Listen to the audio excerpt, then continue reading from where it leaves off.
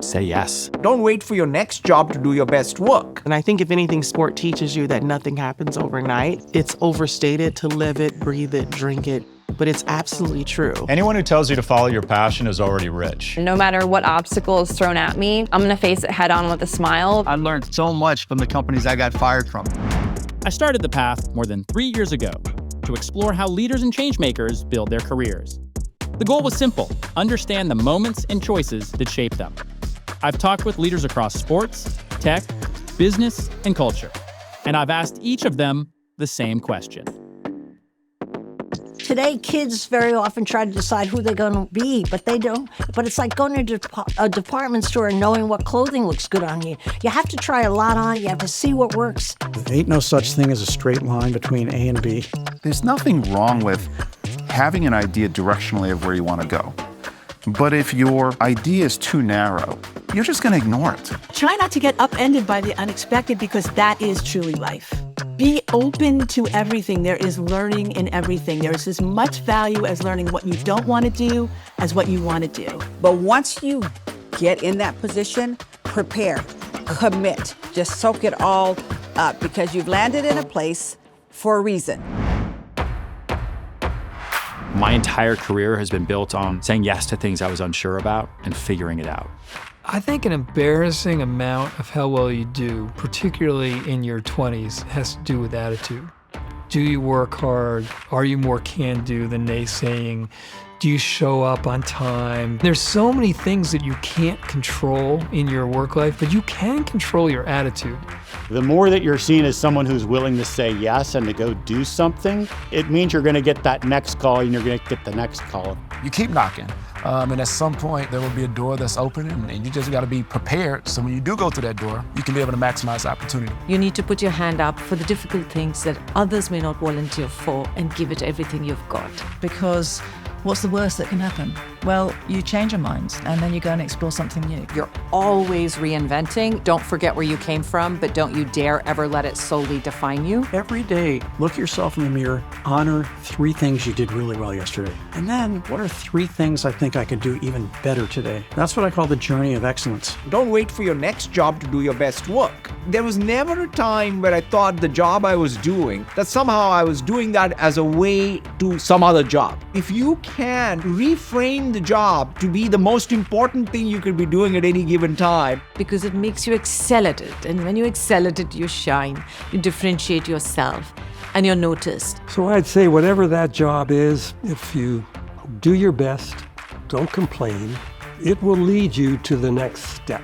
And trust me, it won't be anything that you might be able to think about when you first start. Leave teenagers and young adults the possibility to be all-rounder, to look at various jobs, to try. And if after 5 years it doesn't feel right anymore, then do the next thing.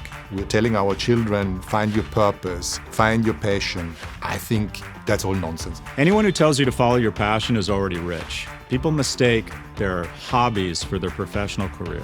Okay, be a DJ on weekends, right? Figure out a way to make a lot of money in this economy. And then as you get older, you get passionate about taking care of your kids. You get passionate about taking wonderful holidays with your partner. You get passionate about being able to help out your parents. You can work that job that maybe not so inspiring, that makes ends meet, but then what are you doing in the other time that you have during the day that you can be building something that is much more gratifying and fulfilling? Be more than your work. I spent so much of my career missing time with family, not being there for friends. I'm so in love with my life right now because I'm spending the time with my family, my friends. I'm doing the things that I love. Have fun, you know? Without fun, why doing it at all, right? You can be frugal and educated. That's what my grandma told me. Now I know you can work hard and have fun. But very often we miss the biggest opportunity that is right in the place we are by looking so much out. We lose the opportunity to make something amazing right in the place we control, with the people we love and know. That's the power you have. Build the life you want, not the life that your spouse wants or the life that your parents want. Build the life that you want. Yeah. Your career is only a part of that. It is never about a role. It is always about an experience. The people who get tapped on the shoulder and you're like, why didn't I never know about that job? Those are the people that spend their time looking for experiences, not jobs. Because in those experiences, they meet the person who does the shoulder tap for the job that was never going to be posted, that just got approved by the board yesterday. Boom, here's our new VP of whatever. Anytime you have a curiosity, you get excited about something, it's capturing your imagination, you can't stop thinking about it, I would lean in right there. College is everywhere. It's on your phone, it's in a book, it's with the people that you speak to. Greatness takes time. It takes time to build your craft. People talk about financially compounding. There's a career compounding that's magical. Be less concerned with your title, be less concerned about your self-identity within the company. Be an archaeologist, go deep on a particular topic and understand the history there. Find something that you see, hey, no one's really focused on this, but I think I can make a really big impact. Figure out what you're good at. I choose to do the things I do well often. I don't choose to do what I don't do so well at all. And I'm very self-secure and sitting at a table where a management team knows more about their subject than I'll ever know. I think people have to remain curious, connected, remain relevant, learn that the future is about what only humans can do. Empathy, compassion, connecting the dots. Wherever you're working, it's the first time after college or school where you're getting paid to learn as opposed to paying to learn.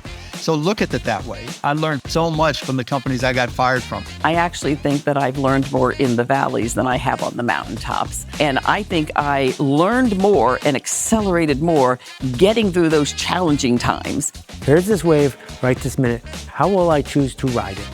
And after this wave, there's going to be another one. I want young people to dream big. You can have challenges and you can keep on going. No matter what obstacle is thrown at me, I'm gonna face it head on with a smile because I'm lucky to even have that obstacle thrown at me. Don't be obsessed with, being loved by everyone. Try to be respected by everyone. Respect is more important than love. I don't want you to love me. I don't want you to hate me neither because it's not nice. But at the end of the day, the most important thing is to be respected for what you do and what you are showing. Owning my failures is, in my book, as important or actually more than owning my successes. And so whether it's getting fired at Disney, a cataclysmic moment, lasted for about 8 seconds, and that's exactly my point. I'm always living in this moment and what's tomorrow.